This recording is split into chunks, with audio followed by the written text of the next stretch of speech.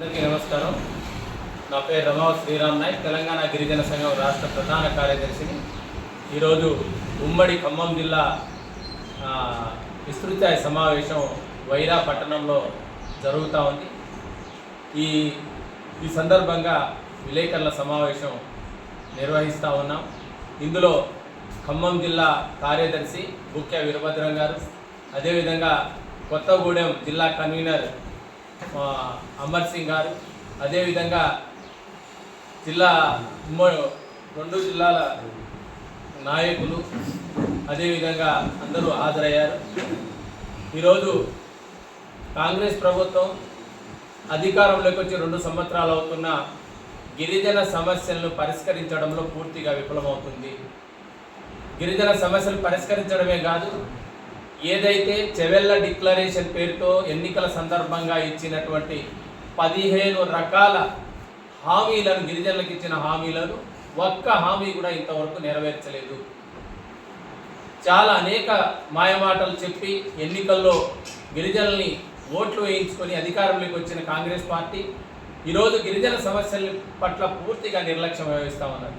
సామాజిక న్యాయం ప్రకారంగా మంత్రి పదవులు అందరికీ సమానంగా ఇచ్చామని చెప్తున్న కాంగ్రెస్ పార్టీ గిరిజనులు ఈ రాష్ట్రంలో 10% ప్రకారం 2 మినిస్టర్లుగా రావాలి, కానీ ఒక్కరికి మాత్రమే ఇచ్చి అందులో అన్యాయం చేసింది గిరిజనులకి.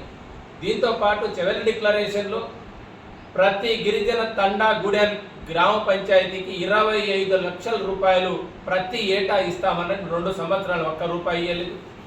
అదేవిధంగా ఏదైతే మైదాన ప్రాంత గిరిజనుల అభివృద్ధి కోసం ఉమ్మడి జిల్లాల ప్రాతిపదికన 5 జిల్లాల్లో ఐటీడీఎల్ని ఏర్పాటు చేస్తామన్నారు.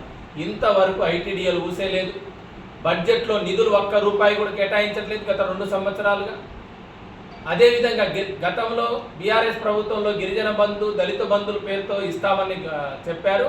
ఆ దళిత బంధు గిరిజన బంధు కాదు, మేము అంతకు మించి ఇస్తాము.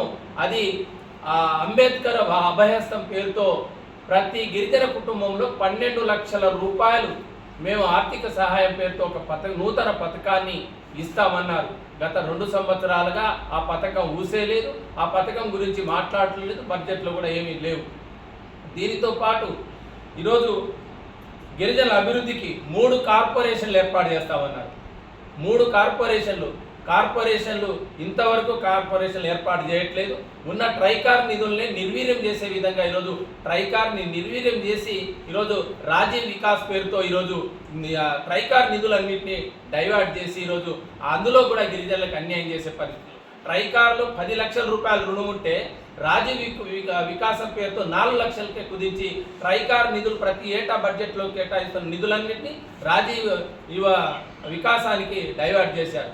దీనితో పాటు ఇప్పుడు ప్రజెంట్ గిరిజన విద్యా సంవత్సరం ప్రారంభమైంది.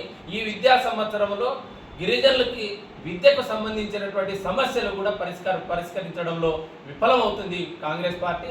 ఒకటి బెస్ట్ అవైలబుల్ స్కీము గతంలో 1990లో ఆనాడు కార్పొరేట్ స్కూల్లో పేద గిరిజనులు, దళిత పిల్లలు చదువుకోవాలనే ఉద్దేశంతో ఏర్పాటు చేసిన పథకాన్ని ఈ ప్రభుత్వం నీరుగార్చే విధంగా వ్యవహరిస్తా ఉంది. గత 2 సంవత్సరాలుగా 154 కోట్ల రూపాయలు ఈరోజు దళితులకి, గిరిజన పిల్లలకి బెస్ట్ అవైలబుల్ స్కీమ్ కింద ప్రైవేటు స్కూళ్ళకి ఇవ్వాల్సిన ప్రభుత్వం ఒక్క రూపాయి కూడా 2 సంవత్సరాల నుంచి ఇవ్వకపోవడం వల్ల ఈరోజు ప్రైవేట్ యాజమాన్యాలు మేము నిధులు ఇవ్వకపోవడం వల్ల మెయింటైన్ చేయగలము, మేము విద్యార్థుల పరిస్థితి మా స్కూళ్ళ పరిస్థితి దారుణంగా ఉందని వాళ్ళు సమ్మె చేసే పరిస్థితి వస్తూ ఉంది. రోడ్ల మీదకి ఈరోజు 25,000 మంది దళిత గిరిజన పిల్లలు ఈరోజు రోడ్ల మీద ఉంటున్నారు. స్కూళ్ళలోకి నెల రోజులు అవుతున్నా కూడా స్కూల్కి వెళ్ళలేని పరిస్థితి. ఇప్పుడు మంత్రి మేము కలిసే మంత్రికి నాది హామీ, తప్పకుండా ఈ నిధులు విడుదల చేయిస్తా ముఖ్యమంత్రి గారితో అని హామీ ఇచ్చారు. హామీని నిలబెట్టుకోవాలని ఈ సందర్భంగా డిమాండ్ చేస్తాం. అదేవిధంగా పోడు భూముల సమస్య కాంగ్రెస్ పార్టీ అధికారంలోకి రాగానే పెండింగ్లో ఉన్న పోడు భూములకు అన్నిటికీ హక్కు పత్రాలు ఇస్తాం.